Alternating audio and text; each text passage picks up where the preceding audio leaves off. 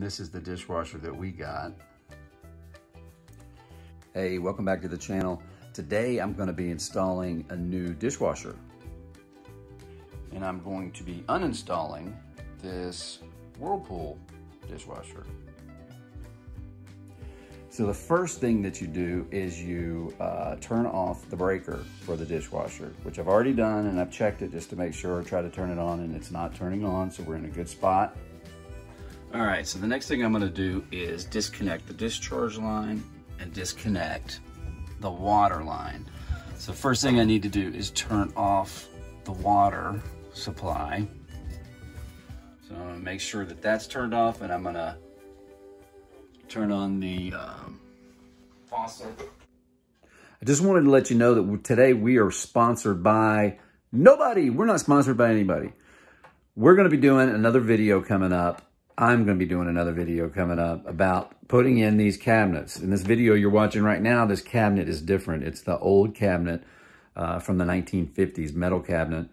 And I pull it down, put a new one up, and then I put up another one as well, and I'm gonna show you that one. So stay tuned for that. Hit the bell, and then you can, it'll come right to you, and you'll know when it's coming out. Just to make sure that we get pressure out. So yeah, we're gonna put a towel underneath it, and then we're going to loosen the water line.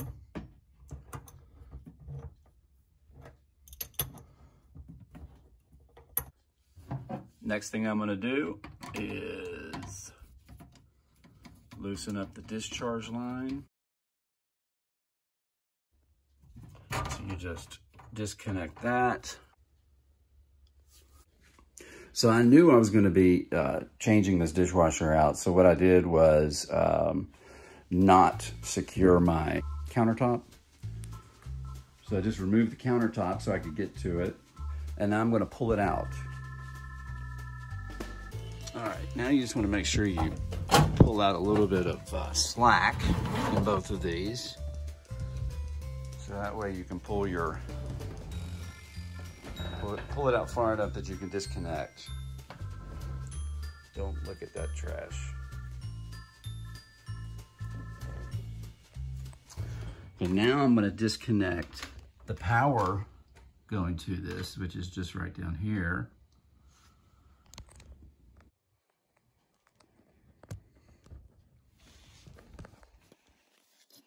So what I'll do is take these wire nuts off. You can see they're black and white, so we should have the same on the new dishwasher. But yeah, we should have the same on the new dishwasher. Oh, and then we have a ground wire. I have to get that off too. Okay, now we just take the ground wire off.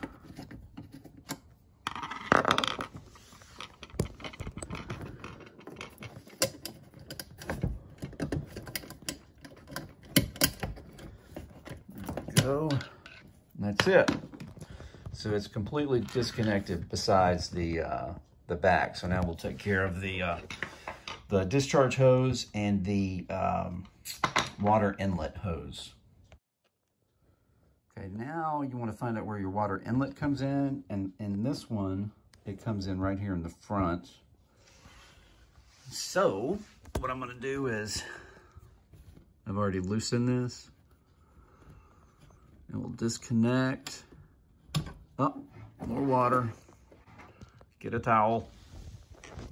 So what I'm going to do now is just grab the water inlet hose, just so I can stop it from leaking, and I'm just going to put it down in the sink. So as I was saying, always make sure that you listen to your wife. All right, so first thing, we're going to take this off.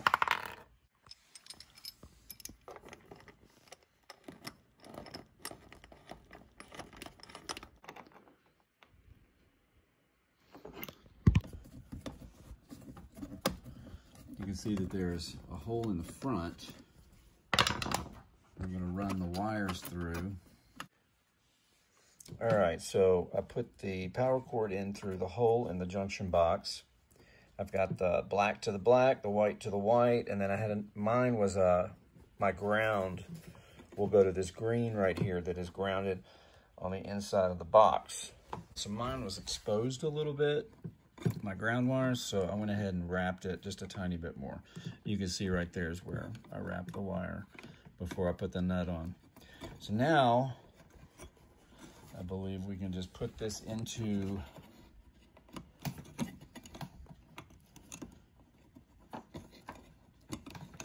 this junction box and then put the cap on. I'll show you that in a minute because it's hard to do one-handed. So we will screw the junction box down, and then they give this nice little channel to put your wire in. So what I'm going to try to do is make sure that that stays in that channel when I flip it over. And then I'll push it into place, hook up the water, and make sure that it doesn't leak. Oh, I got the drain hose plugged in right here.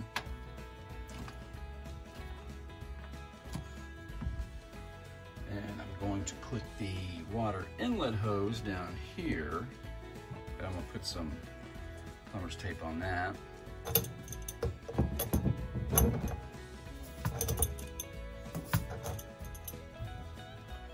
I am sure that a plumber would have more tools.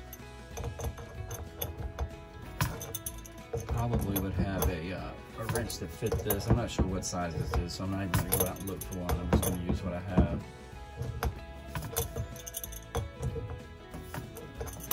Remember, any of us can do this. You just have to have the right tools and watch a video.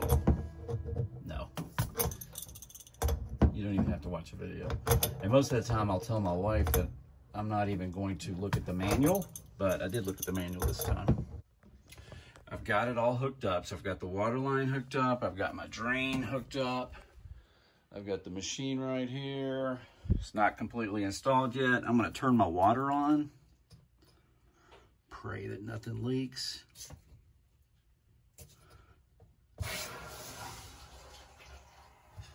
That was the sink.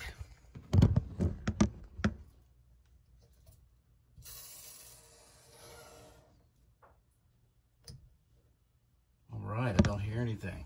I heard water gushing, but that's where I left the sink. So I'm gonna go down here and just make sure that it's not leaking. And it's not, but I don't like the way that that is. I should have done that facing down. So I'm gonna try to adjust that before I push the dishwasher all the way in. I'm gonna do that right now.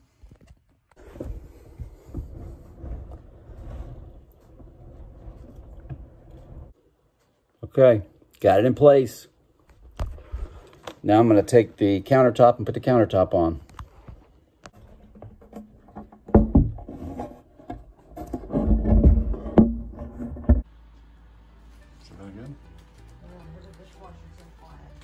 It's super quiet. I'm gonna pull this open so you can see real quick. So it's got auto mode, normal, heavy. Heavy was the 230. Normal I didn't check.